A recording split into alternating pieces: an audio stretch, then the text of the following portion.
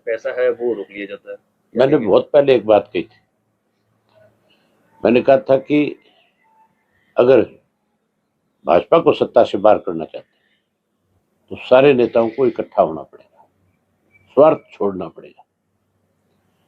हमारे बहुत सारे ऐसे लीडर हैं जो केवल और केवल अपनी ताकत बढ़ाना चाहते हैं, उनको आम लोगों से कोई वास्ता नहीं है।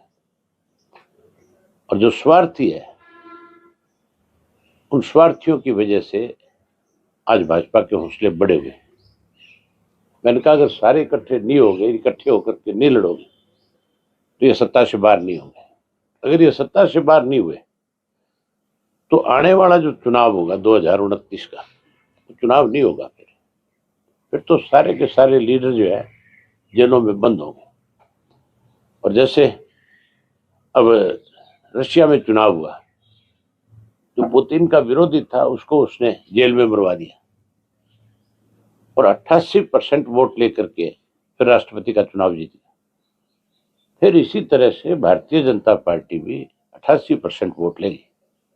जो विरोधी होंगे वो जेलों में होंगे, या तो जेलों में बंद कर दिए जाएंगे या उन्हें मरवा दिया जाएगा। आपके कहने का मतलब है कि लोकतंत्र खतरे में है? खतरे में इससे ज्यादा बड़ा खतरा क्या होगा? ये सबसे ज्यादा घोषित इमरजेंसी है एक तरह से। आज किसी आदमी ने अगर खुल करके मोदी की मुखालफत करी तो ईडी वाले उसके घर पहुंच गए। सबसे पहले ईडी भी सीबीआई भी हमारे यहाँ आई थी। जब हमारे यहाँ आई थी तो ये लोग चटकारे लेते थे, कांग्रेस वाले भी या आप पार्टी वाले भी, कि अब देखेंगे इनके साथ क्या होगा। ये तो हमारा परिवार था जो सब बातों को झेल करके बाहर आ गया, कहीं तो अंदर मर जाएंगे। लेकिन देखा जाए तो अब भी वही हालात है, किस तरह से विपक्षी पार्टी को कमजोर किया जा रहा है। मानते हैं कि एक निष्पक्ष चुनाव इस बार भी हो पाएगा? मुश्किल है।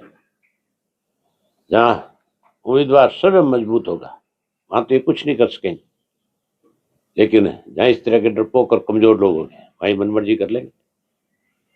तो लगता नहीं कि विपक्ष को अगर एकजुट होना पड़े, होकर सारे इसका बायकॉट करना? मैं तो आज भी कहता हूं विपक्ष को एकजुट होना चाहिए।